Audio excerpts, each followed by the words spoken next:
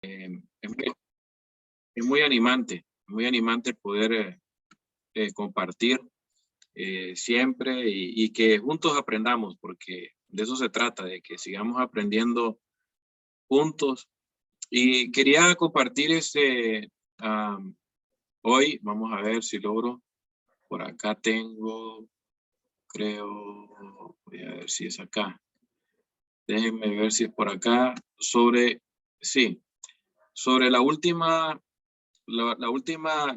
tarea. Ahí está. Ahí tenemos ¿se logra ver? ¿Se logra presentar ahí en la pantalla? Sí, sí se ve. Ok, perfecto. El ensayo para el trabajo final una de como 7. Es el siguiente. Dice aquí, el presente ensayo presenta resumir los conocimientos adquiridos durante el curso. De ahí que se proponga para el final elementos a incluir, se sugieren los siguientes tópicos, que sería historia de la apologética, diferentes tipos de métodos que existen en la apologética. Yo al inicio les había mencionado, pero también los mandé ahí a leer y tenemos los diferentes tipos de apologética evidencial, apologética histórica, la apologética de presuposición o presuposicional, y tenemos la clásica. Entonces, que ustedes puedan desarrollar, puedan ustedes ahí estudiar, puedan ustedes ver, ¿verdad? Los diferentes tipos de métodos que existen en la apologética. Y lo otro que menciona el punto número 3, desafíos que enfrenta la iglesia hoy día a su fe. Todos conocemos en nuestro contexto, tiene que ser basado en su contexto, ¿verdad? Y poder analizar, pensar cuáles son los desafíos que enfrenta la iglesia el día de hoy. Podría ser falta de convicción, podría ser, no sé, falta de enseñanza en ciertas áreas.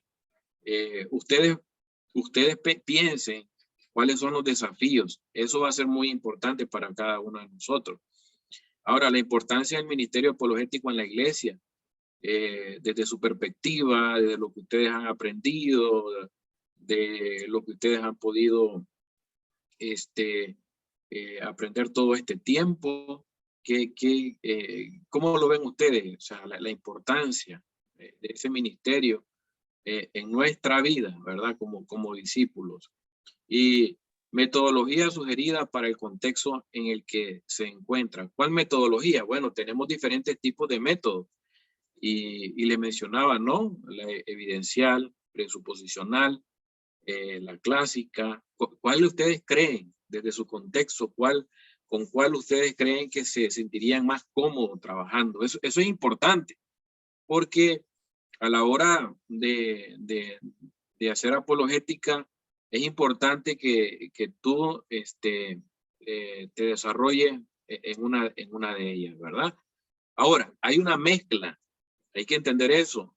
Aunque uno no lo esté pensando, también desarrollamos a veces una mezcla, es decir, hacemos un poco de clásica, hacemos un poco de evidencial, presuposicional, entonces histórica, aunque no querramos, ya cuando tenemos el conocimiento, entonces a veces vamos a tomar un poco de cada una, pero es muy importante saber qué metodología sugerirías tú, ¿verdad? Y por qué, ¿verdad? Ahí tú escribes, ¿verdad? Yo quiero que ustedes se sientan tranquilos, relajados, no se sientan presionados, esa no es la idea. Yo puse 1500 palabras, pueden ser menos, pueden ser más, pero yo quiero que tú te sientas cómodo, tranquilo. Lo que yo quiero es que aprendas, que en tu mente queden cosas claras, ¿verdad? Que te van a ayudar. Y eso es lo que quería también compartirles ahorita con respecto al trabajo final, que eso sería el trabajo final de todo el curso, ¿verdad? Entonces tienen bastante tiempo. Escuchaba ya a Pablo, ¿verdad? Para hacerlo. Tomen su tiempo, lean nuevamente analice un poco de la historia de la apologética, que lo vimos en Geisler, si no me equivoco, el capítulo 1, después los diferentes tipos lo van a encontrar. Yo se los había dado también, los desafíos que enfrenta la iglesia hoy, la importancia del ministerio, como lo ven ustedes, y la metodología que usted sugeriría. Entonces, siéntanse tranquilos, también siéntanse con toda la confianza de poder preguntar. Estamos para eso, esa es la idea del curso. Aquí la idea es que todos aprendamos, yo sigo aprendiendo, ustedes aprenden y todos nos retroalimentamos y seguimos avanzando. Esa es la idea de este curso, ¿verdad? Y de los cursos que vienen. Entonces, ok, quería compartir eso y vamos a compartir hoy. Vamos a ver acá. Déjenme ver.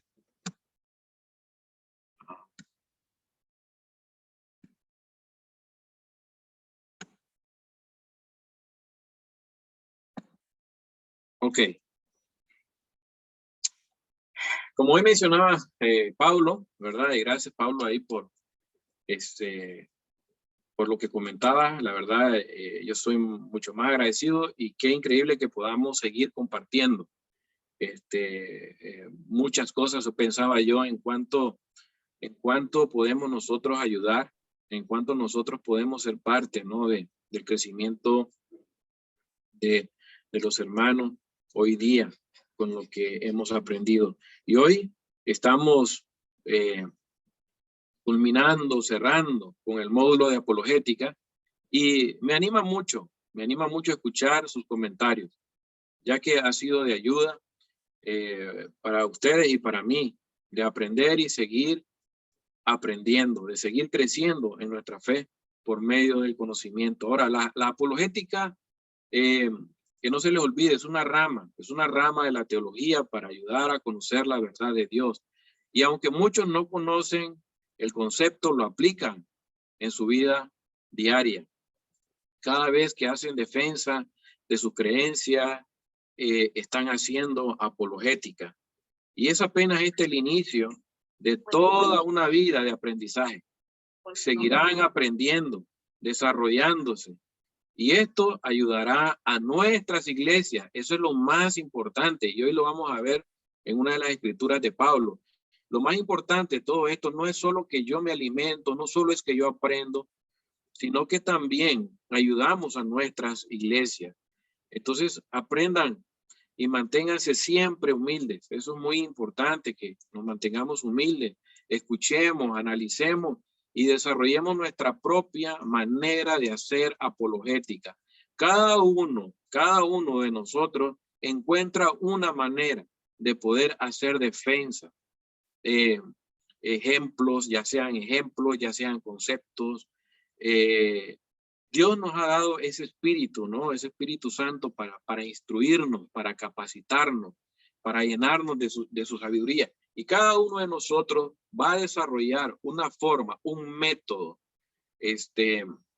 y eso ustedes se van dando cuenta, ¿verdad? Ustedes se van dando cuenta y eso es muy importante. Así que mucho ánimo, lean mucho sus Biblias, ese es el centro de nosotros y de todo apologista. Y ahora también lo vamos a ver en una de las escrituras de Pablo. Compren buenos libros si pueden, libros que nos ayuden, no solo a la apologética en sí, sino en todo lo que tiene que ver con la fe que nosotros profesamos tener. No es un asunto solo de apologética, no, es un asunto de todo lo que nosotros creemos, de lo que nosotros entendemos. Y bueno, y si hay preguntas, si hay dudas, entonces también hay que buscar, ¿verdad? Libros buenos que nos ayuden a poder entender con mayor claridad las dudas que nosotros también tenemos o queremos afianzarnos en esa área o en el conocimiento de esa área. Entonces, quiero que me acompañen a orar. Señor, le damos las gracias, Padre, por la bendición de estar acá reunidos, por este medio tan importante, Señor, que tú has creado también, que has desarrollado, Señor, como es el Zoom, la internet, Señor. Tú le has dado la capacidad, la inteligencia al ser humano para que podamos tener estos medios y podamos edificarnos de esta manera. Quiero poner en sus manos, papá, este tiempo. Quiero que sea usted, Señor, hablándonos, dirigiéndonos,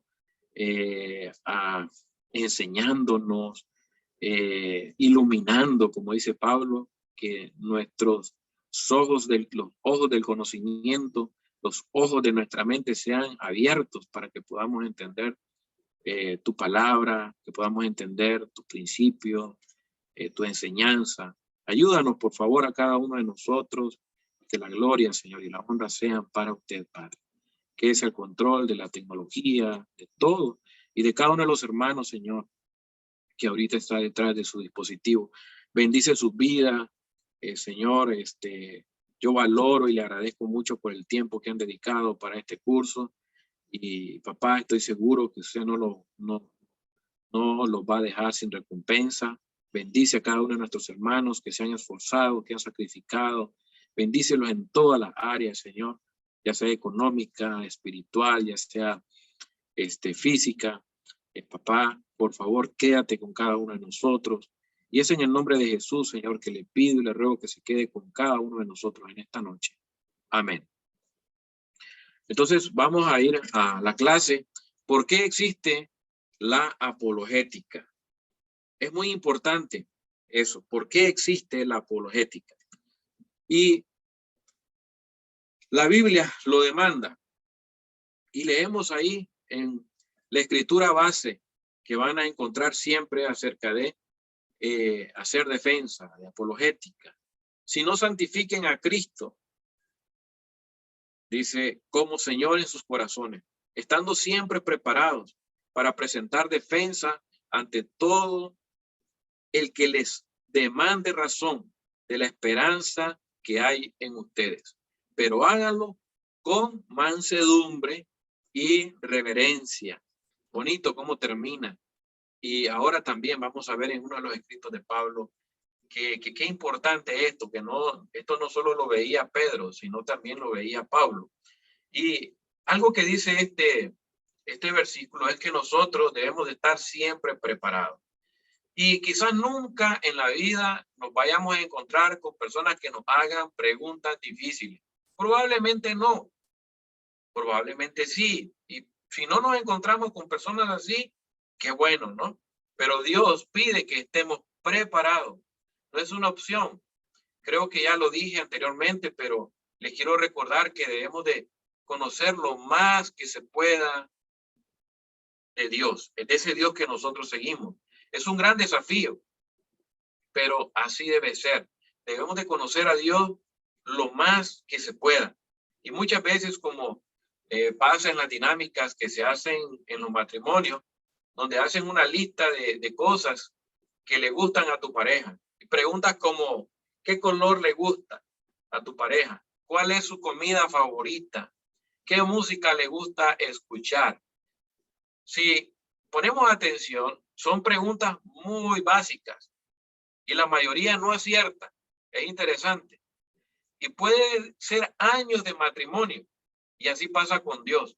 Años en la fe. Y las cosas básicas de Dios aún no se conocen. Por eso les digo que es un gran desafío. A veces para muchos va a ser suficiente llegar un miércoles, llegar un domingo, nada más, y vivir la fe a través del predicador. Pero eso no es lo que Dios quiere. Dios no pide eso. Dios no quiere eso. Él pide que nosotros le conozcamos, de que nosotros tengamos una relación profunda con Él y estemos entonces a través de ello preparados siempre, siempre. Entonces, estar preparado no es una opción. Hay que leer y leer y leer. Yo aconsejo siempre que cada año compren una versión diferente de la Biblia. Sí se puede, ¿ok? Sí se puede. Si no se puede, no te preocupes, tranquilo. Parece una tontería, pero psicológicamente eso ayuda. Ayuda muchísimo. El ser humano por naturaleza le encanta lo nuevo. Una Biblia sin marca la empieza a leer de manera diferente. ¿Ok? Te olvida de lo que ya tienes marcado en tu Biblia. Dios habla hoy y puedes comprarte una NBI y empezar a leer como si fuera tu primera vez que lees la Biblia. Eso abre mucho tu mente y eso te conecta más con Dios psicológicamente. Pienso que es así, y me anima mucho, o trato de animar mucho a que hagan esto, ¿verdad? Porque nosotros debemos de estar leyendo constantemente, debemos de estar leyendo nuestra Biblia, necesitamos estar leyendo año con año, año con año. Y no se trata de religiosidad y no se trata de competencia con alguien, no, se trata de mi relación con Dios para poder tener el conocimiento yo de la verdad y poder estar siempre preparado. De eso se trata. Y hay una razón, dice que para presentar defensa. Entonces, estar preparado para hacer apología. Eso es lo importante, para estar preparados para hacer defensa. Es la idea para demostrar que sí tenemos una verdad que es lógica, una verdad que se puede razonar, una verdad que se puede entender, una verdad que es muy diferente a lo que muchos hoy están transmitiendo, como hablábamos de la posverdad. No es posverdad, es verdad. Y eso es muy importante que lo entendamos. Entonces, cuando nosotros leemos, cuando nosotros nos conectamos, entonces vamos a ir conociendo más y más y más a Dios, que vamos a saber presentar una defensa, una defensa que va a tener lógica, una defensa que va a impactar a los demás y van a poder empezar a cuestionar lo que ellos creen. A todo el que demanda razón. No sé, y eso es muy importante. A toda persona que pida razón de lo que nosotros creemos. Muchas personas cuando visitan nuestras iglesias preguntan. Yo voy a hablar de mi contexto, en el contexto en el que me encuentro, porque hacen preguntas, ellos vienen y ¿por qué esto y por qué aquello? A mí se me acercan muchas personas a hacerme preguntas. Acá, por ejemplo, hay mucha religiosidad, hacen muchas preguntas. La más común, ¿por qué las mujeres usan pantalón? Y ya eso es algo repetitivo aquí, porque aquí en Malpaisillo la iglesia que más, una de las que más predomina es la iglesia apostólica. Tenemos la adventista, tenemos la iglesia apostólica, tenemos a los testigos de Jehová, tenemos la asamblea de Dios, que es la más fuerte, pero la más, podría decir que la segunda más fuerte es la apostólica. Entonces, acá en el barrio tenemos gente que asiste a la iglesia apostólica y ellos son bien legalistas en este sentido. Son tan legalistas, para que tengan una idea y conozcan, porque esto es muy importante también, son tan legalistas que los maestros de niños, ¿verdad? Si no van con camisa manga larga y corbata, entonces no pueden dar la escuela dominical a los niños, para que tengan una idea. Y no estoy, o sea, eso no es un chiste, esto no es algo que a mí me contaron por allá. No, les estoy diciendo que así es, así funciona. Y yo me relaciono con muchos de ellos, me relaciono con un líder de la iglesia apostólica, con el cual hablábamos mucho de estos temas. Él está muy abierto y eso es muy bueno, porque es una persona mayor que ha tenido también estudios. Él su mente es más abierta, pero si vas a dar escuela dominical ese día, necesitas ese día estar de manga larga, estar de corbata.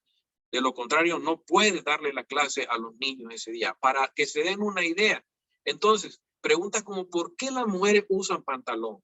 ¿Por qué el pastor no usa corbata? Para ellos, el pastor debe de usar corbata. Si no usa corbata, está mal. Entonces, llegan a la iglesia nuestra y yo, por ejemplo, no uso corbata. Yo no uso saco, no uso, raras veces me pongo una camisa manga larga. Ahora, ¿por qué? Bueno, en primer lugar, honestamente, nunca me ha gustado. No soy amante de las corbatas, no soy amante de las camisas manga largas. Pero en el contexto en el que nosotros vivimos, acá, o sea, tú te pones una camisa manga larga con un calor de 36, de 30, nos da risa porque dice 36 con sensación a 38. O sea, te vas a ahogar. Entonces, es ilógico el poder, el subirte a predicar con camisa manga larga, con corbata y un saco, te vas a ahogar. Aquí no hagas eso. O sea, bueno, si lo quieres hacer está bien, pero no, estoy seguro que vas a terminar, no sé, o sea, desmayado ahí arriba, ¿verdad? Tanto sudor. Entonces, hay preguntas que, por ejemplo, acá parecen sencillas, algo que parece tonto, pero las personas quieren respuesta. Y tú no te puedes reír por eso. Lo que tienes que hacer es dar respuesta a esas preguntas. Estoy hablando desde mi contexto. No sé qué preguntas les pueden hacer a ustedes. ¿Y qué quiere Dios? Que estemos preparados, que estemos preparados. No sé cuál es la denominación que más predomina, por ejemplo, en Guatemala, en Costa Rica. Ahorita no estoy al tanto de cuál es la que más predomina, aunque creo que podría ser las asambleas de Dios, son las que más predominan hasta donde yo tengo el conocimiento hasta el día de hoy.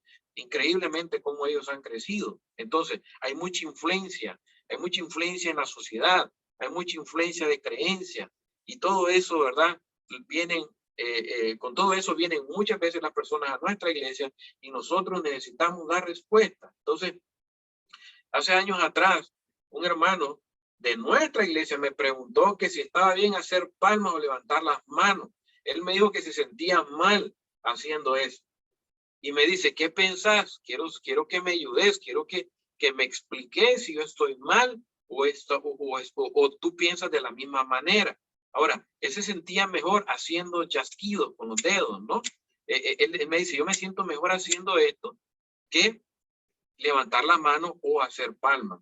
Vean qué interesante, es un hermano en la iglesia. En otra ocasión tuvimos a una persona de visita en nuestra iglesia y me preguntó que por qué hacíamos nosotros esto con los dedos, que por qué no hacíamos palmas. Me dice, siento que es una falta de respeto para Dios y eso no está bien. Entonces, esa pregunta, una pregunta me la hizo un discípulo, otra pregunta me la hizo un no discípulo. Entonces, nosotros tenemos que estar preparados. ¿Qué le va a decir? No, espérame, voy a ir a buscar al ministro, dame un momento, voy a ir a preguntarle a él.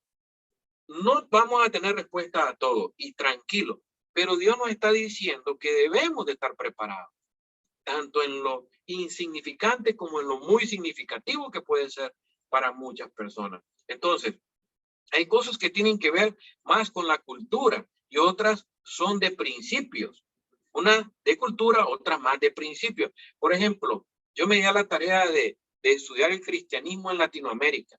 ¿Por dónde entró el cristianismo? ¿Quiénes fueron los que entraron con el cristianismo a Latinoamérica? ¿Por dónde entraron? ¿Quiénes eran? Y ¿sabes qué? Toda esa influencia de saco, de corbata y de vestirse como se visten los pastores comúnmente, que vamos a ver así en algunas iglesias, es porque viene de influencia de afuera, no es porque sea parte de nuestra cultura. Pero eso no significa que yo esté mal, o sea, no significa que yo esté en pecado porque no use un saco, una corbata, una camisa manga larga. Es un asunto más de cultura que de principio. Eso enseñaron y con eso se quedaron y eso es lo que enseñan hoy día. Entonces, vean cómo pueden ser cosas que pueden parecer insignificantes. Ah, no, eso ¿y por qué vamos a discutir eso? ¿Por qué voy a hablar de eso? Mira que está preguntando. No, con amor, y lo vamos a ver, como les digo, y además aquí nos dice la escritura, no, pero háganlo con mansedumbre y reverencia. Alguien viene y nos hace una pregunta, ¿qué parece tonta? Pues hay que hacerlo con humildad y con reverencia. Hay que hablar con la persona y decir, nosotros lo hacemos por esto. No, pero ¿por qué no lo ves de esta manera? Mira, te quiero enseñar el por qué nosotros lo hacemos, ¿verdad? Y así sucesivamente. Entonces, ambos de la historia que les conté, ambos están haciendo preguntas, ambos quieren respuestas. Estas parecen preguntas tontas, pero para ellos no lo son. Las personas están llenas de preguntas y quieren respuestas. Yo estoy lleno de preguntas. Hay muchas cosas que todavía yo le estoy ahí estoy trabajando, analizando, haciendo un análisis de aquí y de allá, de la escritura, pensando. Todos tenemos preguntas. Entonces, las personas están llenas de preguntas y eso lo tenemos que entender nosotros, aún dentro de nuestras congregaciones, a nivel de, no solo a nivel de ateísmo, no solo a nivel del racionalismo, del gnosticismo, no, también a nivel religioso hay muchas preguntas. Entonces, lo cierto es que hay muchas preguntas y están esperando ser respondidas. ¿Y qué dice Pedro? Estén preparados. sean preguntas sencillas o sean preguntas muy profundas. Nosotros debemos de estar simple y sencillamente preparados. Entonces, la Biblia demanda que debemos de hacer apologética. Dice esta escritura, amados, por el gran empeño que tenía, en escribirles acerca de nuestra común salvación. He sentido la necesidad de escribirles exhortándolos a luchar, oigan bien, ardientemente por la fe que de una vez para siempre fue entregada a los santos. En Judas, versículo 3. Algo que dice aquí, nuestra común salvación. He sentido la necesidad de escribirle exhortándolo a luchar ardientemente por la fe. Luchar ardientemente es igual a vigorosamente por nuestra fe. Es decir, también podríamos interpretarlo o entenderlo apasionadamente, no pasivamente. Vean cómo es la apologética. La apologética, nosotros no solo debemos de estar solo preparados, sino que también debemos de luchar con vigor, ardientemente. Así debe ser nuestra defensa, apasionadamente. Y creo que la Biblia nos enseña que Jesús y Pablo eran dos hombres sumamente apasionados en cuanto a la defensa. Aún a Pedro lo vemos en su discurso, en su sermón, en su primer sermón, allí en el libro de los Hechos. Ahí este hombre está muy apasionado. Este hombre está totalmente ahí, ardientemente hablando a un grupo de personas de una manera totalmente diferente que lo había hecho él anteriormente. Entonces, por ejemplo, estos hombres como Pablo, como Jesús, ellos demuestran esta cualidad tan importante en su vida. Luchaban o contendían con pasión. Y eso debe ser parte de nuestra vida, de nuestro cristianismo, de nuestra fe.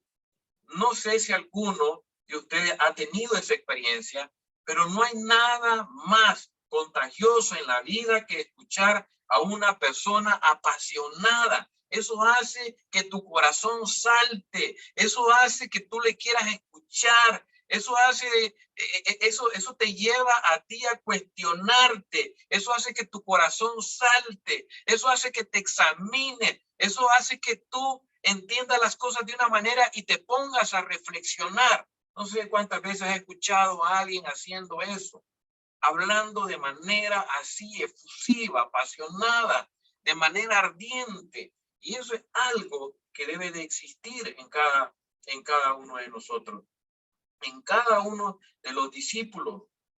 Según Wilfredo Torres, este hombre escribió un libro acerca de la apologética juvenil. Y en ese libro, esto me llamó mucho la atención porque los jóvenes en las universidades, algo que les atrae a ellos de la filosofía es la pasión con la cual sus profesores hablan. Entonces, según el estudio que se hizo, ¿verdad? Los jóvenes expresan de que ellos se han sentido atraídos de la filosofía y han dejado a un lado la fe. ¿Por qué? Porque sus profesores les han enseñado de una manera apasionada la filosofía. Y según los estudios que se han hecho, de cada 4 jóvenes universitarios de cada 4 jóvenes, sí, que ingresan a la universidad después de su secundaria, 3 se vuelven ateos y solo 1 logra sobrevivir. ¿Por qué? Porque los profesores de filosofía lo atrapan, lo atraen. Y ellos dicen, cuando llego a mi iglesia, escucho a un predicador que realmente ya no desafía mi vida. Es decir, perdieron la pasión. No sé probablemente qué estén hablando, ¿verdad? Pero es un desafío incluso para mí, es un desafío para el que está escuchándome ahorita a mí aquí y que predica. ¿Por qué? Porque nosotros tenemos que presentar nuestra defensa también de manera apasionada, ¿Y qué me da la pasión? ¿Qué le daba la pasión a Jesús? ¿Qué le daba la pasión a Pablo? La seguridad.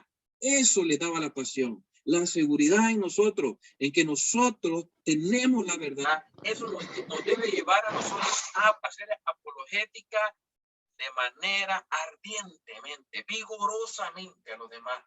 porque estamos seguros que tenemos la verdad, que defendemos la verdad. Y es lo que pide Judas a su audiencia. Dios pide que hagamos defensa, pero que sea una defensa ardientemente, apasionadamente, efusivamente, que en nosotros se note que realmente estamos convencidos de lo que estamos hablando, no dudando. Así debe ser nuestra apologética. Y sobre todo porque la Biblia lo demanda. No pasivamente. El problema es que nos enfrentamos a ese desafío hoy día en nuestra iglesia. Un desafío muy grande en nuestro tiempo. Y es la pasividad con que se vive el cristianismo. Sin lectura, sin oración. Si no se puede tener, así no se puede tener una defensa ardientemente. Si no tengo lectura, si no tengo oración, ¿cómo voy a tener yo una defensa ardientemente, efusivamente, apasionadamente? No, más bien me van a preguntar y voy a quedarme dudando. Y eso lo sienten los demás. Ánimo, necesitamos tener más conocimiento de Dios, no estoy hablando de otro conocimiento, de Dios. Él es el que nos llena, Él es el que nos lleva, Él es el que nos da la seguridad, Él es el que nos da ese espíritu, Él es el que nos da esa pasión, Él es el que nos da ese espíritu ardiente en nuestra vida como discípulos, ¿verdad? Como discípulos.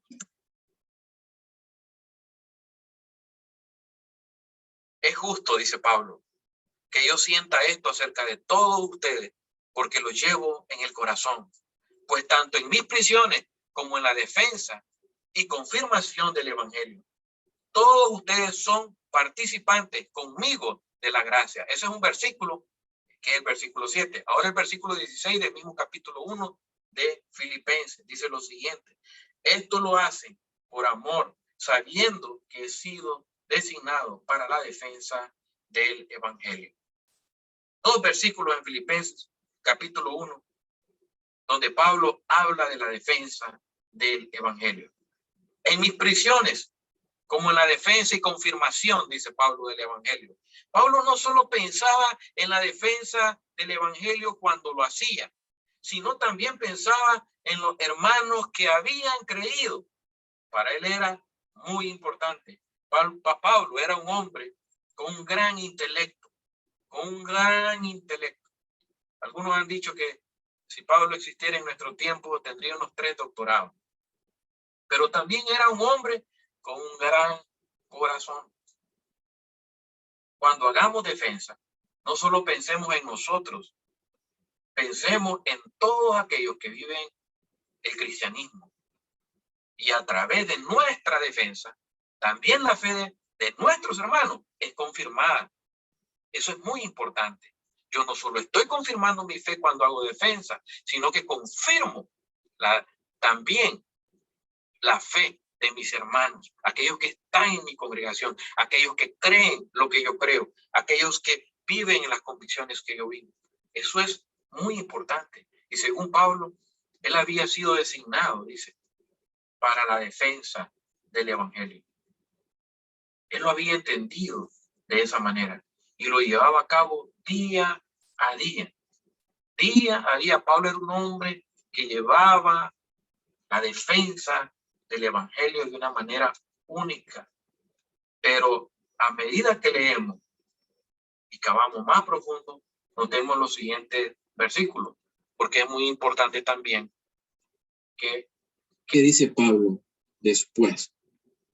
Y esto es muy importante en la carta que vamos a leer acerca de por qué existe la apologética. Primero, la Biblia lo demanda.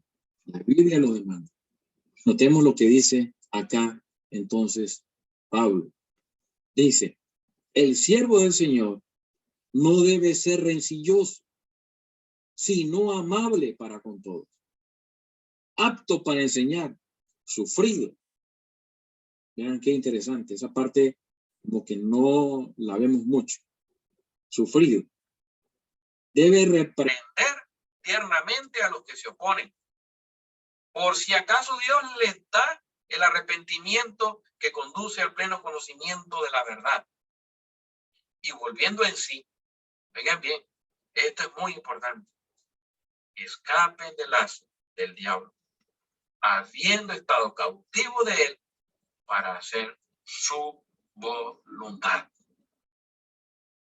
El siervo del Señor debe ser amable. Yo podría preguntar acá, ¿quiénes acá son siervos del Señor? No respondan, no digan nada. Solo es una pregunta. ¿Quiénes acá son siervos del Señor? Y estoy seguro que todos los que estamos acá somos siervos del Señor. Entonces, el siervo del Señor, o cuando dice apto para enseñar, no es un principio solo para el anciano o para el pastor o para el maestro, sino todo aquel que vive para el Señor. Lo que quiero decir es que al final de todo debemos de estar preparados. Oigan bien, preparados y aptos para enseñar. Y es lo que dice Pablo acá. Dice, para con todos, sino amable para con todos, apto para enseñar. Yo pregunté, ¿cuántos somos siervos acá? Si tú respondes, yo soy siervo, entonces todos estamos acá llamados a estar aptos para enseñar. No es un mensaje subjetivo. No estoy tratando de persuadirte. No, aquí lo dice. Que el siervo del Señor no debe ser rencilloso, sino amable, para con todo, apto para enseñar. En los versículos anteriores que leímos, Pablo dice que fue llamado a hacer defensa del evangelio. Pero acá él dice que todo siervo del Señor debe estar apto para enseñar. Todos. Yo he escuchado a hermanos decir, no, pero es que a mí me cuesta dar un estudio bíblico. Pues no has entendido que te necesitas estar apto para enseñar. Eso lo puede entender de una persona que tiene un mes en la fe y probablemente ni siquiera el libro de estudio se le ha entregado. Pero una persona que ya tiene años en la fe y dice, no, es que yo prefiero que se lo dé Pedro o se lo dé Juan. Es que yo no me siento capacitado. ¿Cómo es eso? Dios nos pide que debemos de estar nosotros aptos para enseñar. Pero te digo, no es un mensaje subjetivo de que yo quiero persuadirte y que yo quiero que entiendas eso a mi manera. No estoy diciendo eso, está ahí escrito. Todo siervo del Señor debe ser apto para enseñar. Por eso al inicio del curso dijimos que la apologética no solo es para los pastores, no solo es para el maestro, no solo es para el evangelista, no es para todos los discípulos. Ojalá todos hubiesen llevado este curso. Pero sabemos de que no funciona así. Pero ojalá todos estuvieran acá escuchando que todos necesitamos estar aptos para enseñar. Y no enseñar cualquier cosa, estamos hablando de la palabra de Dios. Estamos hablando de sus principios, estamos hablando de sus valores, estamos hablando de lo que Él quiere, de lo que Él pide. Y habla sufrido. La verdad duele, pero es la verdad, la obra de Dios a veces toma tiempo y es sufrida el reino de Dios. Se sufre. Algunas veces podemos ver por qué toma tanto tiempo. Otras veces no, es rápido. Recibimos respuestas rápido de Dios cuando estamos trabajando en una persona. Pero Dios no tiene prisa y quiere que aprendamos cómo esperar pacientemente en Él. Se sufre en todas las direcciones cuando hablamos de la fe. Casualmente nosotros ahorita estamos viviendo momentos difíciles acá en Nicaragua. Muchas iglesias están siendo cerradas. En los años 80 tuvimos la guerra y hubo mucho problema social y religioso. Ahorita han cerrado más de 100 iglesias. La nuestra todavía no ha sido cerrada. La personería jurídica todavía no se nos ha quitado, pero ya hay más de 100 iglesias que ya fueron cerradas. No es fácil, se sufre cuando queremos que otros entiendan lo que nosotros entendemos. pero no lo capta. Sufrimos cuando nos ofenden. Sufrimos cuando se dan cuenta que aún nosotros haciendo cosas buenas nos quieren hacer daño. Sufrimos. El evangelio no es fácil. Y todos vemos la historia de Pablo y de muchos de los apóstoles, cómo terminaron su vida. He sufrido. Se sufre, pero hay que seguir. Hay que seguir. Vamos a recibir ofensas, vamos a recibir muchas cosas negativas en nuestra vida, pero nosotros debemos de seguir. Debemos de seguir, debemos de seguir. Y ahora lo vamos a ver en un comentario que quiero hacer. Nuestra fe debe ser entendida por eso. Dice, debe reprender tiernamente a los que se oponen. Acá Pablo ya está mayor, por eso le dije, miren qué importante este versículo de 2 Timoteo. Según algunos hasta creen de que Pablo ya tenía esta fecha en el día que le iban a quitar la vida. Entonces, Pablo le escribe a Timoteo, ya en su segunda carta a Timoteo, ya Pablo está a días de morir. Y vean cómo ahora Pablo, cuando leemos sus escritos, pónganle atención, muchas veces lo vamos a sentir un poco orgulloso. Él habla de sí mismo como, ellos son judíos, yo también. Yo fui azotado, dice Pablo. Y empieza a dar una lista de cosas que él vio. Yo naufragué, yo hice esto, yo hice lo otro. Y pareciera que Pablo todavía se sentía un poco así, ¿no? Como orgulloso, dicen algunos. Pero aquí en Timoteo, lean la carta, la segunda carta a Timoteo, y vemos a un Pablo totalmente diferente. Tanto así que pide a Lucas, o a Marcos, pero cuando sabemos de que con Marcos había tenido un altercado, aquí lo pide, porque dice que es de gran ayuda. Ya Pablo aquí ha madurado, ya Pablo aquí ha caminado, ya Pablo está en víspera de su muerte, ya Pablo sabe que va a morir. Y vean cómo Pablo escribe también. Dice, deben reprender tiernamente. Y eso se lo dejo de tarea. ¿Cómo es reprender tiernamente? A los que se oponen. Y en esta área nosotros debemos de pedir mucha ayuda a Dios para reprender tiernamente. Aprender eso de Pablo. Eso que dijo en sus últimos días antes de morir. Un hombre que había madurado, un hombre que ha mirado la vida desde otro ángulo, que había pasado por una serie de cosas que se oponen, dice la verdad. No es fácil, pero también la Biblia lo pide. Por si acaso, Dios le da arrepentimiento que conduce al pleno conocimiento de la verdad. Sinceramente, esto a mí me parece chistoso porque no se trata de nosotros. Es Dios quien toma la decisión, no nosotros. Pero es nuestra responsabilidad hacer nuestro trabajo. Nuestro trabajo es hacer defensa del evangelio. Nuestro trabajo es llevar a la gente y decirle, esto es lo correcto. Estas son mis bases. Esta es mi defensa. Este es mi argumento. Eso es nuestro trabajo. Y Dios se encarga del resto. Dios se encarga del resto. Pero nosotros debemos de hacer nuestro trabajo. Igual como Pablo dice, uno sembró, el otro regó. Pero el que da la cosecha es el Señor. Mi trabajo es sembrar.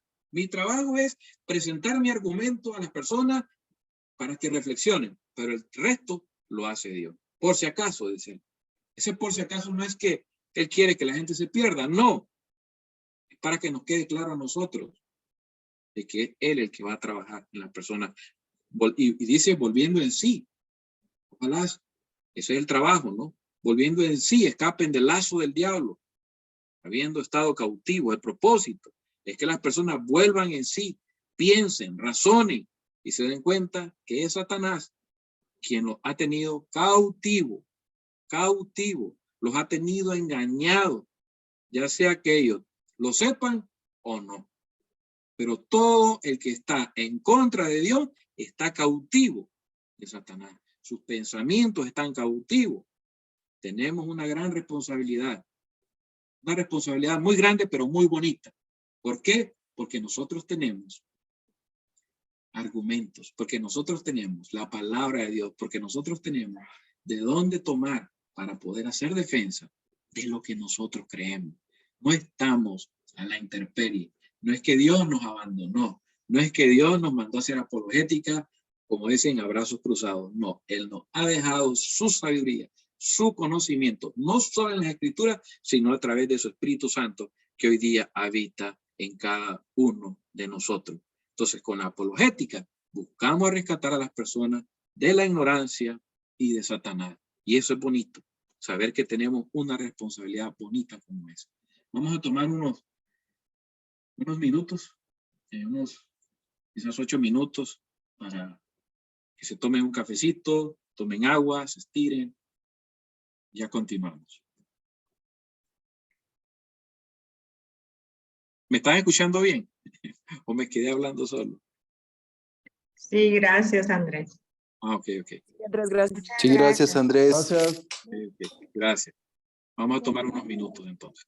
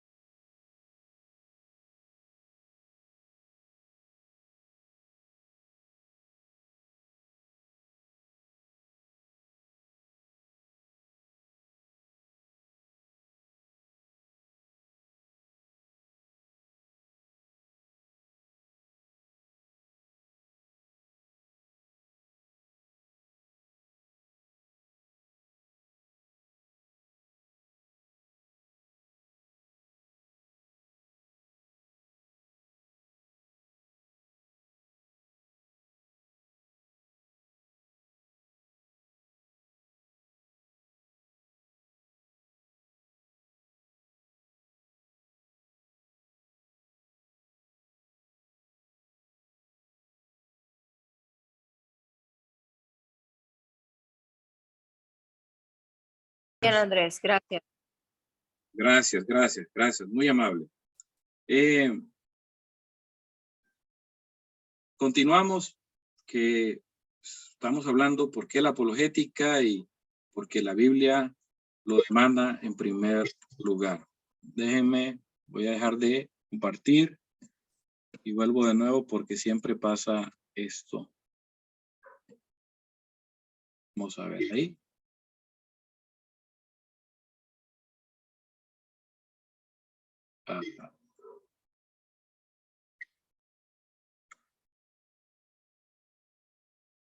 No sé qué está pasando, denme un momentito.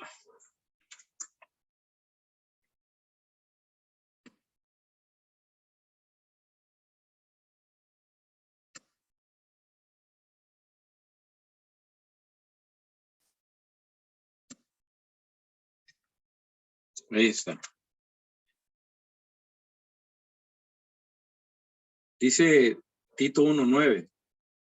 Retenedor de la palabra fiel, tal como ha sido enseñada, para que también pueda exhortar con sana enseñanza y convencer a los que contradicen. Algo muy importante es que aquí se nos dice que debemos de ser retenedores de la palabra fiel. Y por eso yo voy a insistir mucho en el tema de tenemos que leer, tenemos que ir a la Biblia, y es una responsabilidad de cada uno de nosotros como discípulos. Es la única forma para poder yo retener y para poder, como dice también, exhortar con sana enseñanza, y algo muy importante, y convencer a los que contradicen. Vean el trabajo, vean la tarea.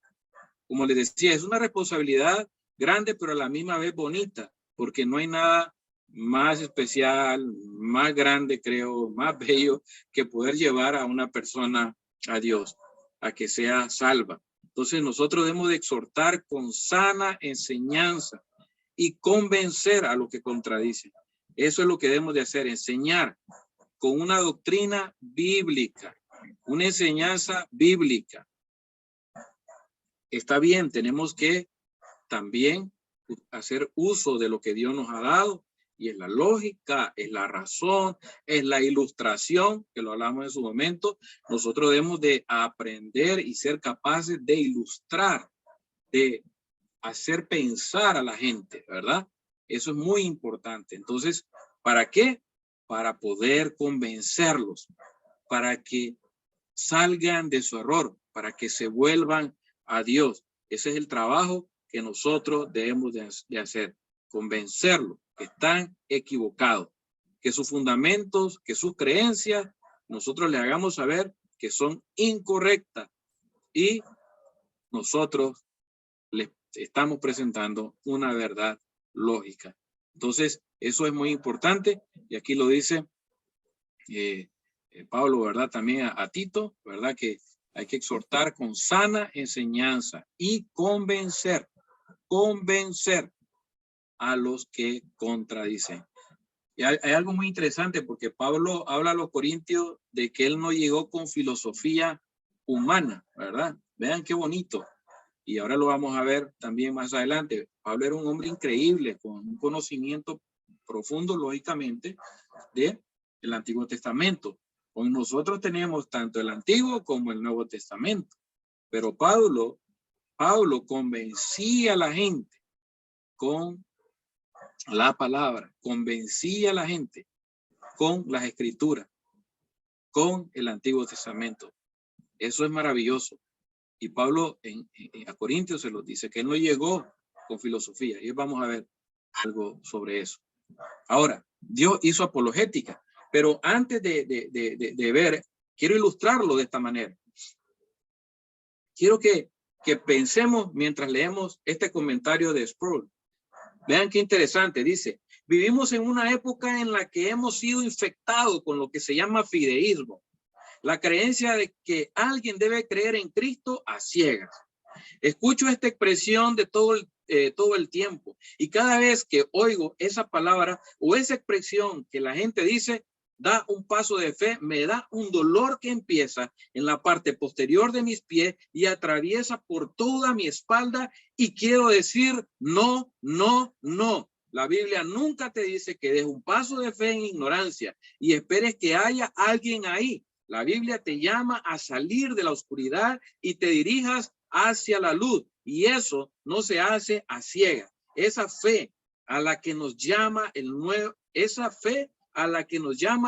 Testamento es una fe que está arraigada y fundada en cosas que Dios deja muy, pero muy claro que esta es la verdad. Ese comentario es muy importante, es muy interesante, porque sí hemos hablado, creo que hemos escuchado y han leído ustedes en el libro de 12 puntos de Geisler, que él menciona sobre el teísmo, ¿verdad? Y habla también del deísmo. El teísmo prácticamente así, como dicen en algo tan sencillo es, el teísmo cree, fuimos creados por Dios y Dios está al cuidado del hombre, del ser humano. Él está siempre ahí.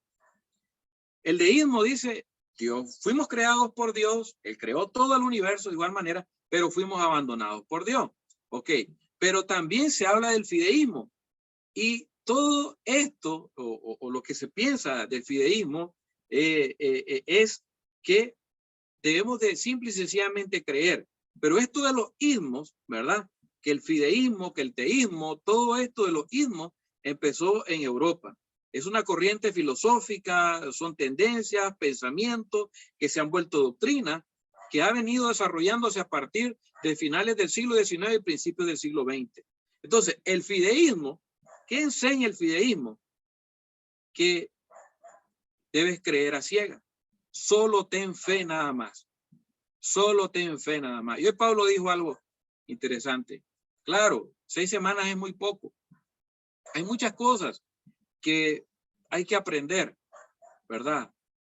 Muchas preguntas. Hay muchas cosas que nosotros tenemos que traer a nuestra mente y poder aterrizar esas ideas y esos pensamientos. Pero el fideísmo enseña eso. Es creer a ciegas. Solo ten fe, nada más. Y es lo que está diciendo Sproul acá en este comentario de él. Tenemos que tener un nuevo despertar, pienso yo, en nuestro tiempo. Es más que creer a ciegas. Si yo hiciera esa pregunta ahorita, de por qué crees en Dios, ¿cuál podría ser tu respuesta? No quiero respuesta, solo piensa. ¿Por qué crees en Dios? Puedo creer por fe. Nada más por fe. Podría decir alguien, sí, yo creo en Dios por fe. Si yo vivo mi cristianismo solo en fe, puede llegar un momento, y estoy seguro, ahí si no creo equivocarme, con mucho respeto, que muchos han abandonado la fe porque simple y sencillamente creyeron a ciegas. Si nosotros creemos a ciegas, puede llegar un momento donde la fe la podemos perder. Pero si vivimos nuestra fe de manera también razonada, podemos llegar a la eternidad. Mi fe y la razón, las dos cosas. Ok, yo creo, pero creo ¿por qué? Creo, pero ¿por qué creo? O sea, tengo una razón fundamentada. Y por eso muchas veces vamos a ver a muchas personas que se desaniman porque solo creen, pero no tienen una fe razonada, no tienen una fe clara. Pensando que Dios nunca escucha sus peticiones. Y de eso yo escucho mucho. Y no es así. Jamás Dios ha dicho o ha dejado en la Biblia que cumplirá cada uno de mis caprichos o cada uno de los deseos que yo tengo. La Biblia no enseña eso. Dios conoce qué es lo mejor para cada uno de nosotros. Si dice que me mantenga firme hasta el final, eso es diferente. Eso me lo dice Dios. Dios me dice que debo de mantenerme firme hasta el final, independientemente de cómo me está yendo en mi situación. Eso sí es real, eso está en la Biblia. Yo debo de mantenerme firme hasta el final. A Pablo nunca le fue bien, pero se mantuvieron firmes hasta el final. Él se mantuvo firme hasta el final. Mi fe se debe basar en las escrituras, en una fe que se razona, en una fe que se piensa. Hay una verdad y mi fe depende de la verdad. La verdad es que un día estaremos en un lugar donde no habrá llanto. Eso es lo que la Biblia a mí me enseña, que un día vamos a estar en un lugar donde no habrá llanto, donde no habrá dolor, donde no habrá angustia. ¿Qué quiere decir eso? Que mientras estemos acá, tendremos llanto, tendremos dolor, tendremos angustia, vamos a sufrir. Dios nos ha dicho a nosotros la verdad. Él nos ha dicho, mientras ustedes estén ahí, van a sufrir. Pero su esperanza debe estar puesta en la salvación. Dios siempre ha dicho la verdad y debo vivir en la verdad, no solo en la fe. En otras palabras, fe y razón, las dos cosas van de la mano. Tengo fe, pero razono. Y razono. Y tengo fe. ¿Qué hacemos nosotros cuando nos encontramos con una persona que no es discípula? Le damos los estudios bíblicos. ¿Para qué le damos los estudios bíblicos? Le damos los estudios bíblicos para incomodarle la vida. No, nosotros le damos los estudios bíblicos para que ella razone, entienda y llegue a una reflexión y diga, esto es lo que yo tengo que hacer. No es a ciegas. ¿Cuántas veces ustedes han estudiado la Biblia con alguien que les ha dicho, yo nunca había visto esto de esta manera? Yo nunca lo había entendido de esta manera. ¿Por qué? Porque lo hicimos razonar. Y eso lo lleva también a la fe. Y a través de este comentario, quiero ilustrar entonces por qué existe la apologética. Dios pudo dejarnos sin explicación alguna, pero no lo hizo. Él mismo hizo apologética de sí mismo. No sé cómo han leído la Biblia durante todos estos años. Llevo 21 años leyendo la Biblia. Les comparto que el 16 de marzo cumplí con mi esposa 21 años en la fe. Nos bautizamos el mismo día y acabamos de cumplir 21 años. Llevo 21 años leyendo las Escrituras y déjenme decirles que he empezado a sentirle otro sabor. He aprendido que Dios es tierno. Eso he aprendido. El Antiguo Testamento, para algunos lo llaman el testamento de sangriento o el de sangre. Así dicen algunos. Yo lo llamaría el testamento del amor y de la ternura de Dios. Dios hace apologética de sí mismo. Yo me quedo sorprendido. La manera en que Él se defiende a sí mismo, en que Él busca que los demás lo noten y se den cuenta de que Él existe. Dios hace apologética de sí mismo. Él quiere ser conocido. Y notemos, vamos a leer la siguiente escritura. Por eso les pedía que tuvieran la Biblia, a ver si me ayudan, a ver si alguien puede leer Éxodo de capítulo 4, del 1 al 9. A alguien que tenga listo después de Éxodo 4, del 1 al 9, Romanos 1, 4. Y después Juan capítulo 2 del 18 al 22. Vamos a leer esos versículos.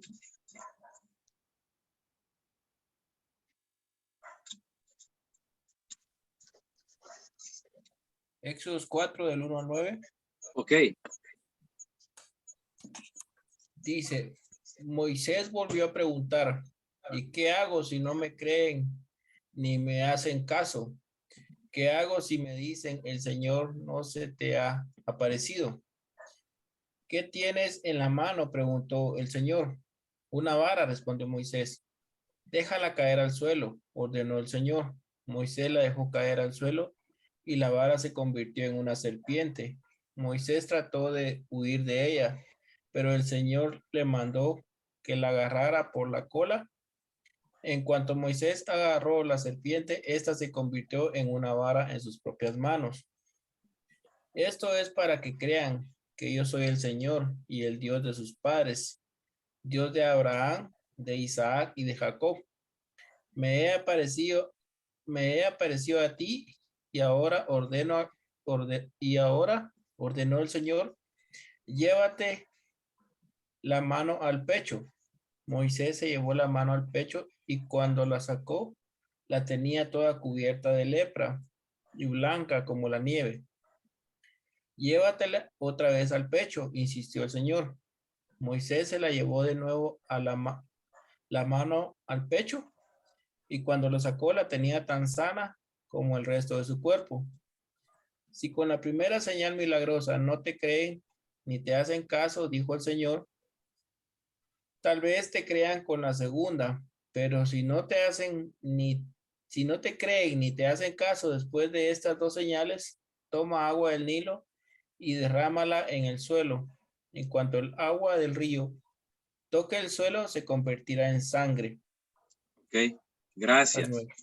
Muchas gracias. Ahí hasta el 9. Vean qué interesante esa historia. Parece insignificante. Parece insignificante. Deja caer la vara al suelo para que se convierta en serpiente. Meter la mano en el pecho y se le iba a llenar de lepra y blanca como la nieve. Volvía a meter su mano en el pecho y ¿qué pasaba? Se iba a sanar. Después toma agua del Nilo y arrójala en el suelo. En cuanto el agua del Nilo toque el suelo, el río Nilo se convertirá en sangre. 3 maneras diferentes para que Moisés y los demás se dieran cuenta que Moisés iba de parte de Dios, del Todopoderoso, del Dios de sus antepasados. ¿Por qué Dios tenía que hacer esto? Vean, esto a mí definitivamente, hay que leerlo hasta con humor. ¿Por qué Dios tenía que hacer esto? ¿Por qué convertir una vara en serpiente? ¿Por qué meterme mi mano en el pecho y que se ponga blanca y con lepra? ¿O por qué sacar agua del río y convertir la arrojo al suelo y que se convierta en sangre?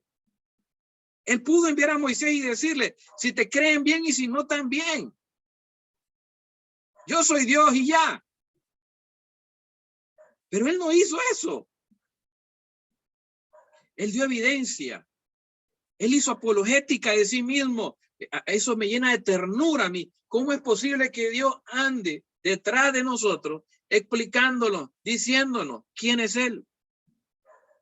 Esto lo hizo con el pueblo de Egipto para que se dieran cuenta que Moisés, y no solo los egipcios, sino que también Israel se diera cuenta de que Él iba de parte de Dios. Esto es maravilloso y es increíble. ¿Quién tiene Romanos capítulo 1, versículo 4?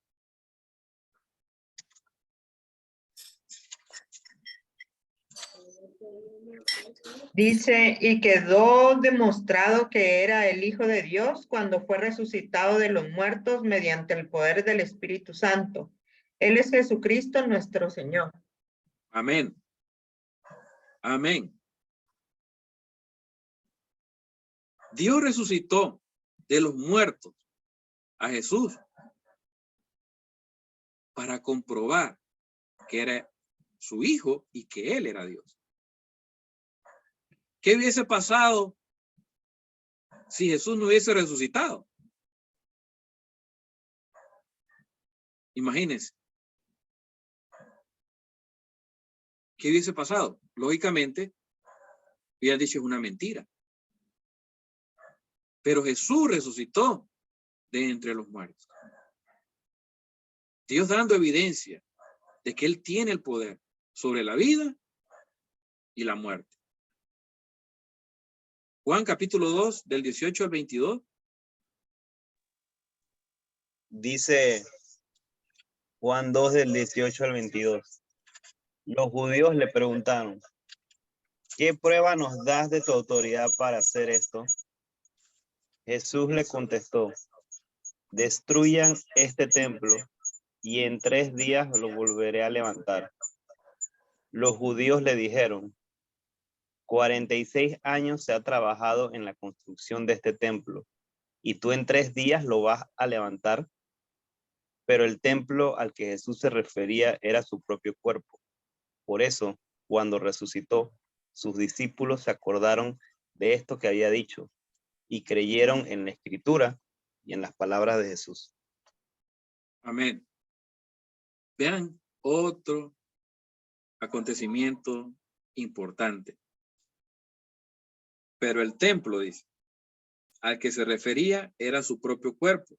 Así pues, cuando se levantó de entre los muertos, sus discípulos se acordaron de lo que había dicho y creyeron en las escrituras y las palabras de Jesús. Dios ha hecho apologética de sí mismo. Él ha tenido que demostrar que lo que él ha dicho es verdad y que tiene que cumplirse.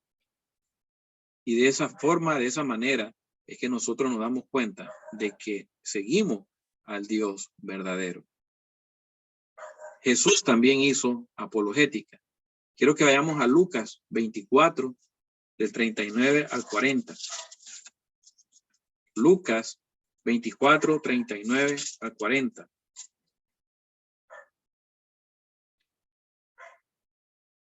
Lo voy a leer. Lucas 24, del 39 al 40. Dice lo siguiente. Miren mis manos y mis pies. Soy yo mismo. Tóquenme y vean. Un espíritu no tiene carne ni huesos, como ven que los tengo yo. Dicho esto, le mostró las manos y los pies. Y vean que el 41, que no está puesto ahí, pero hasta a mí como les digo, me da hasta risa. Digo, es que Dios, Jesús eran increíbles. En el 41 dice, como ellos no acababan de creerle, a causa de la alegría y del asombro, les preguntó, ¿tienen aquí algo de comer? Wow. Soy yo mismo, le dice Jesús. Tóquenme y vean. Un espíritu no tiene carne, no tiene huesos, como ven que los tengo yo. Le mostró las manos, le mostró los pies. Todos sabemos lo que le habían hecho. La idea es que se dieran cuenta que era él. No era un fantasma, como nosotros diríamos hoy. Era Jesús en persona. Tan real que pidió comida. Tan real que comió con ellos. Por si acaso todavía tenían duda, entonces dice, bueno, ni modo, aquí pues no hay otra forma más. O sea, ¿quieren más evidencia? Denme de comer. ¿Qué tienen de comer? ¿Qué vamos a comer? El cuerpo de Jesús no se lo robaron como le dijeron los maestros de la ley a los guardias que tenían que decir. Él resucitó en cuerpo y espíritu. La evidencia está. Y no solo aquí, sino en Corintios también habla de que Jesús se mostró a más de 500 personas a la vez. La evidencia es clara de que Jesús resucitó entre los muertos y no fue en espíritu nada más, sino en cuerpo, espíritu. Por más que buscaran ese cuerpo, no lo iban a encontrar. Leamos Hechos capítulo 1, versículo 3. Hechos capítulo 1, versículo 3. Vean Jesús haciendo apologética de sí mismo. Él tenía que demostrar. Soy yo, aquí estoy, vean, por favor. Hechos capítulo 1, versículo 3. Dice lo siguiente. Después de padecer la muerte, se les presentó dándoles muchas pruebas convincentes. Después de padecer la muerte, se les presentó dándoles muchas pruebas convincentes de que estaba vivo. Durante 40 días se le apareció y les habló acerca del reino de Dios. Muchas pruebas convincentes. Durante 40 días le habló del reino de Dios. Jesús fue un gran maestro. Un gran maestro. Imagínense, aún después de su muerte, regresó y estuvo con sus discípulos entrenándolo. Era un gran maestro y un gran capacitador también. Muere y todavía no están preparados después de 3 años y medio que se calcula que Jesús estuvo con ellos. No estaban preparados. ¿Y qué hace Jesús? Regresa, se queda con ellos 40 días. ¿Se queda con ellos qué? Enseñándoles, dándoles pruebas convincentes. Tenía que dar esas pruebas convincentes para que ellos realmente hicieran defensa De manera como ardientemente. Ellos lo necesitaban. Por eso los discípulos llegan a morir como mueren. O sea, no importa. A Pablo lo agarran, lo apedrean. A pesar de que Pablo no estuvo ahí en ese entrenamiento de los 40 días, ¿qué pasó con Pablo? Pablo lo agarran, lo apedrean, lo tiran allá, afuera del pueblo. Todos creen que Pablo está muerto. Pablo abre los ojos y dice, ¿y qué pasó aquí? Probablemente. Y voy para atrás y regresa otra vez a predicar. ¿Por qué hacían estos hombres esto? Porque habían entendido claramente que lo que ellos seguían era real, era verdadero. Jesús estuvo con ellos 40 días, capacitándolos y dándoles pruebas convincentes de que Él era el Mesías, el Hijo de Dios, que había de venir. Pero no solo, también Jesús. Vean Pablo. Pablo también hizo apologética.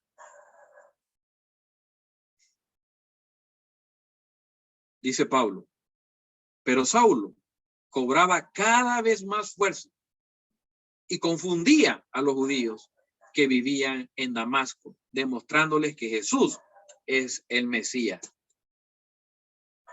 La disposición de Pablo para servir al Señor fue un factor muy contribuyente en el hecho de que mucho más él se esforzaba y aumentaba su fuerza.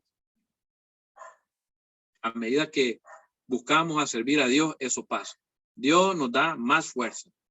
A medida que nosotros profundizamos más en Dios, nos da más fuerza. Y algo que me encanta de esta escritura es que dice confundía a los judíos. Y ese es el trabajo de nosotros, confundir, hacer dudar a las personas y que empiecen a pensar de manera totalmente diferente y que lleguen a creer que lo que nosotros estamos diciendo es verdad. Eso es lo que hay que hacer, confundirlos. Y les demostraba, dice, que Jesús era el Mesías. No solo los confundía, sino que él les demostraba también. Pablo era un experto en el Antiguo Testamento. Podía ver fácilmente cómo Jesús era el Mesías prometido en las escrituras hebreas. Pablo demostraba, Pablo hacía apologética del Antiguo Testamento. Pablo logró convertir a muchos judíos, fariseos, por medio de su defensa. Lograba demostrar que sus argumentos eran válidos y no una falacia. Notemos esta otra escritura. Atravesando, dice aquí, Anfípolis y Apolonia, Pablo y Silas llegaron a Tesalónica, donde había una sinagoga de los judíos. Como era su costumbre, Pablo entró en la sinagoga y 3 sábados seguidos discutió con ellos, basándose en las escrituras. Les explicaba y demostraba que era necesario que el Mesías padeciera y resucitara. Les decía, este Jesús que les anuncio es el Mesías. Algunos de los judíos se convencieron y se unieron a Pablo y a Silas, como también lo hicieron un buen número de mujeres prominentes y muchos griegos que adoraban a Dios. Empieza diciendo que como era costumbre de Pablo, llegar a la sinagoga y discutir. Él estaba, pero, este Pablo era increíble, la verdad. Su forma, su manera. Pero hay algo aquí grande. Dice, basándose en las escrituras. Esto es maravilloso. Por lo menos acá, Pablo no hizo uso de filosofía, aunque Pablo manejaba mucho de ella.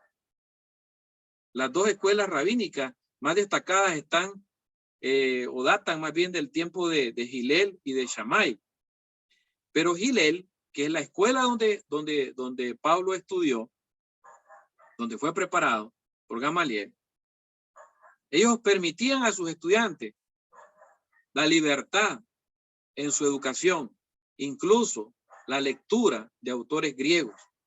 Entonces Pablo en su cultura era griego y tenía mucho conocimiento de la filosofía griega. Y vean qué interesante, Pablo dice aquí, basándose en las escrituras. Vean el poder que nosotros tenemos, basándose en las escrituras.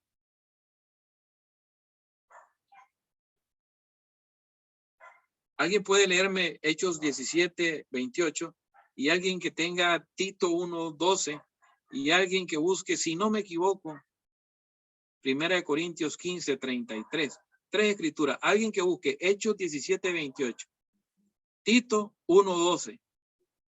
Y 1 Corintios 15, 33. Si no me equivoco. En la última no estoy muy seguro, pero alguien que lea, por favor. Amén.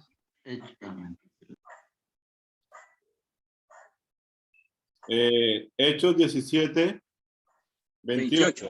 Ajá. NBI. Sí. Sí, ¿Está bien? ok. Dice, puesto que en él vivimos, nos movemos y existimos, como algunos de sus propios poetas han dicho. Ok, está bien ahí. Vean, como alguno de sus propios poetas dijo. Esa frase de que en él nos movemos y todo, no era un pensamiento de Pablo, era un pensamiento de un griego. Y Pablo tenía mucho conocimiento de ello. Tito 1:12, ¿qué dice?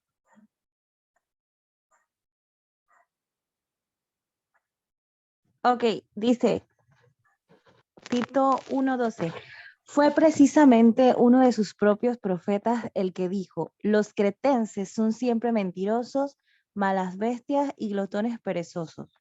Excelente, vean qué interesante la apologética de Pablo. Y ahorita yo quiero enseñarle una estrategia. Vean qué interesante. Pablo está agarrando pensamientos de otros filósofos para traerlos, y quedaron en la Biblia, porque eso no era un pensamiento de él, quedaron en la Biblia para que ellos entraran y razonaran. Ahora, 1 Corintios 15:33, creo que fue que mencioné. Sí, amén. No se dejen engañar, bien dice el dicho que las malas amistades echan a perder las buenas costumbres. Las malas amistades echan a perder las buenas costumbres. Ese fue un filósofo llamado Menandro del siglo IV antes de Cristo el que dijo eso. Y Pablo lo agarró, lo tomó y lo trajo. Vean la manera, la forma en que Pablo también hacía apologética. Pero aquí, en estos versículos, dice, basándose en las escrituras, aunque Pablo tenía un gran conocimiento filosófico, él apuntaba siempre más a las escrituras, a la Biblia, pero tomaba sus propias palabras para hacer defensa. ¿Qué quiero decir? Bueno, les voy a enseñar una táctica. ¿Qué es una táctica? Las tácticas tienen que ver con detalles del debate en sí. ¿Ok? Es el arte de moverte dentro de las propias conversaciones. Oigan bien, el arte de moverme en una conversación. Estas no son artimañas como voy a usarla para manipular o voy a parecer inteligente o esta es una estrategia para engañar. No, es el arte de moverme dentro de la conversación y eso es lo que Pablo hacía. Pablo tenía ese arte. Pablo dijo, como dicen sus poetas, como lo dijo su propio poeta, en otra dice profeta. Entonces, ¿cuál es el propósito de esta estrategia? Que nos movamos dentro de la propia conversación. Ese es el propósito de las tácticas.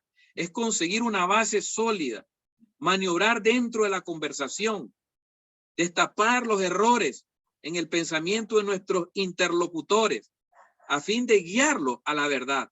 Entonces, cuando conversemos nosotros con las personas, pongamos mucha atención, es lo que les quiero decir.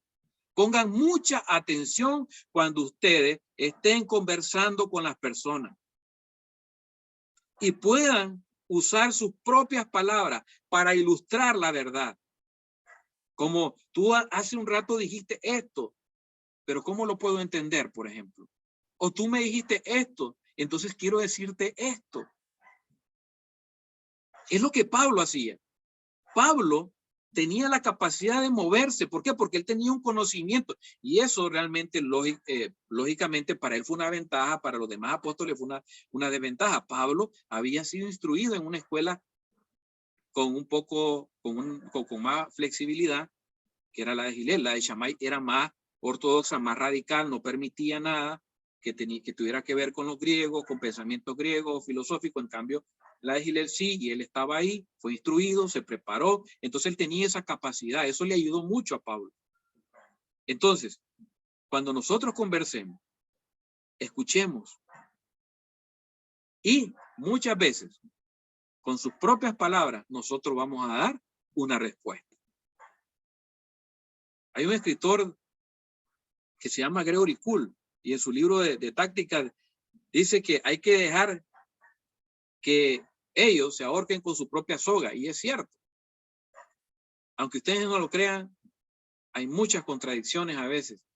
No a veces, la mayoría de las veces, cuando conversamos con personas que no tienen a Dios en su vida. Se contradicen. Entonces, ¿qué es lo que debemos de hacer nosotros? ¿Ok? Tener el arte de movernos dentro de sus propias conversaciones. Seamos inteligentes. Hay que dejar que ellos se ahorquen con su propia soga. Tomamos sus propias palabras y las revertimos para enseñarle una verdad. ¿Qué quiero hacer con estos comentarios? Animarlos a estudiar la Biblia. Como dijo Rabí Zacarías de Geisler, él dijo esto: es muy valioso ver que su habilidad filosófica nunca invalida su profundo compromiso con la Biblia. Fue lo que Pablo hizo. Pablo tenía mucho para dar. Pablo tenía mucho que decir. Pablo tenía mucho para filosofar, pero no lo hizo. Él agarró la escritura. Tenemos que aprender a discernir, a ser sabios y que sea Dios el que nos guíe. Entonces, dice que les explicaba y les demostraba. Eso es lo que Pablo hacía. No solo explicaba, sino que demostraba, aclaraba y les decía, ¿no? Algunos, dice, de los judíos se convirtieron. Vean qué interesante. Buen número de mujeres prominentes, muchos griegos que adoraban a Dios. Algunos de los judíos se convencieron. Pablo los convenció. Y eso es lo que, ese es nuestro trabajo, convencer a la gente. Pablo lo logró. Pablo llegó. Lo hizo de una manera increíble. Y llegó. Y tanto así que muchos se convirtieron. Muchos se convencieron. Y buen número de mujeres prominentes, dice. Muchos griegos que adoraban a Dios. Ese es el propósito. Ese es el propósito. Que las personas conozcan la verdad y se vuelvan a Dios. Ese es nuestro propósito.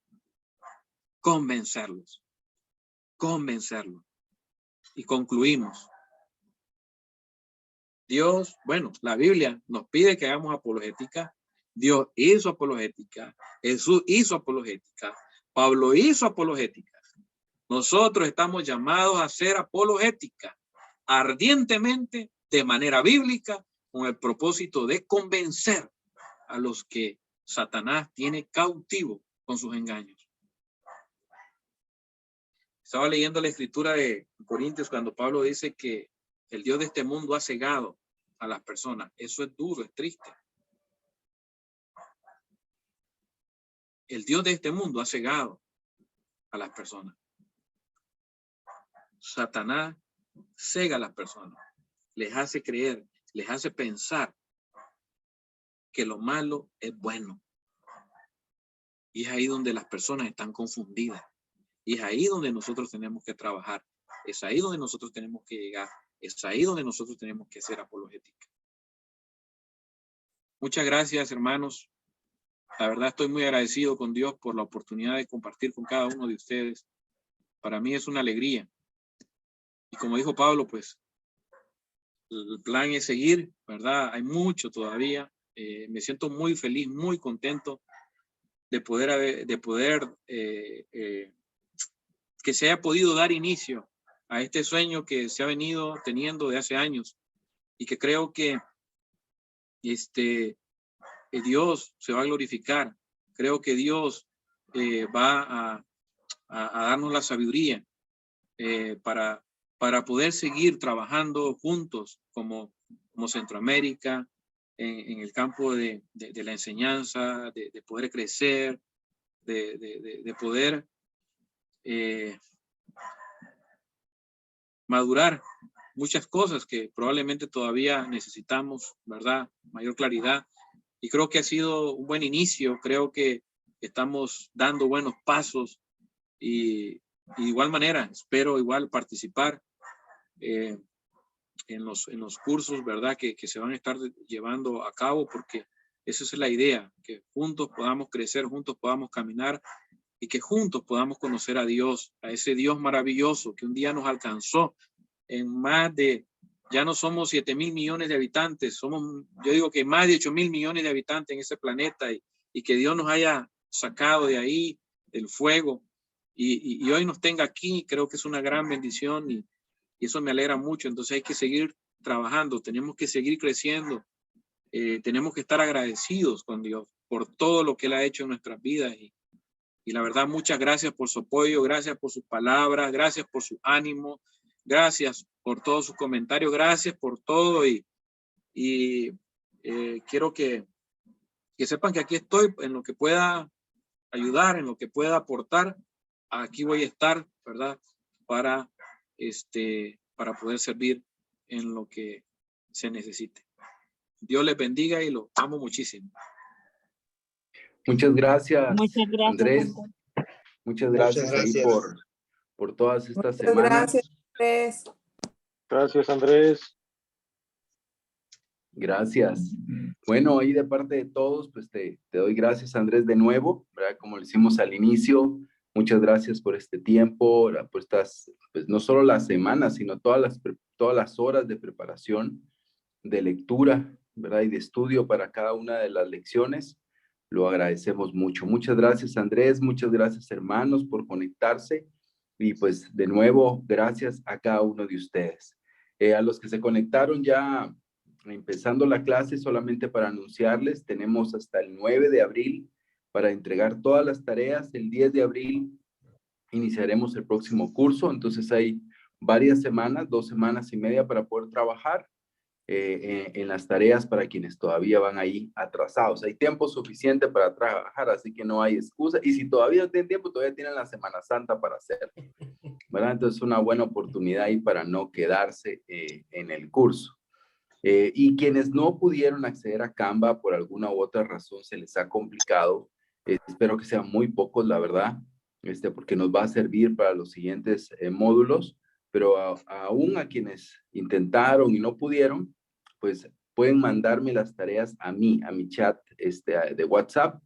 Ahí me pueden enviar las tareas. Si me las envían todas juntas, sería mejor, ¿verdad? No una hoy, una dentro de 2 o 3 días. Mejor trabajen en sus tareas. Cuando las tengan completas, me las mandan y me matan de un solo, ¿verdad? Y yo ya me pongo a revisarlas y a revisar todas las tareas y no se me pierde ninguno que de ahí me cuesta encontrar, ¿verdad? Así que, pues muchas gracias de nuevo. Gracias, Andrés. Gracias, hermanos.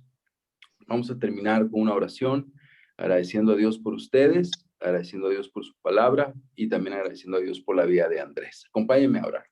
Oh, Padre, gracias te damos por este día. Hoy se termina, Dios, el primer curso de Profundiza y estamos muy agradecidos. Gracias, Padre, porque Dios, tú has permitido, Señor, que muchas personas se estén conectando y que vean también esta lección en diferido, y te damos gracias por el interés, por el deseo de aprender. Te pedimos que sean cada vez más los hermanos que tengan este deseo, que se unan muchos más hermanos, que puedan influenciar a otros, pero también los que han tenido la oportunidad de estar acá, que puedan compartir, que puedan enseñar, que puedan ayudar a otros también, Señor. Gracias por mis hermanos, por su deseo, por su apoyo para este proyecto de Profundiza, pero también por su deseo de seguir aprendiendo. Gracias, Señor, te damos por la vida de Andrés, por su preparación. Te pedimos que lo sigas bendiciendo, que sigas poniendo en su vida ese deseo de enseñar, ese deseo, Dios, de aprender. Como él dijo al inicio, él es un aprendiz, él es un estudiante eterno, y te pedimos que mantenga, Dios, ese corazón de estudiante, Dios, hasta que tú lo llames, que siempre tenga ese deseo de seguir aprendiendo, aprendiendo y aprendiendo, Dios. Y te damos gracias por tu palabra, porque trae luz a nuestra vida. Trae, Dios, esperanza a nuestros corazones. Trae, Señor, también reto, Dios, a nuestra vida. Y nos ayuda a conocerte. Gracias porque tu palabra es eso. Es el medio por el cual podemos conocerte y podemos llevarte al mundo. Gracias te damos, mi Dios. Bendice a mis hermanos. Gracias por tu fidelidad. Que tu gracia y tu bendición repose sobre nuestras vidas y sobre nuestras familias. En el nombre de Jesús oramos. Amén. Hermanos, que pasen una feliz noche. Muchas gracias. Feliz. Gracias, feliz noche. Muchas Gracias, gracias. Andrés. Feliz noche.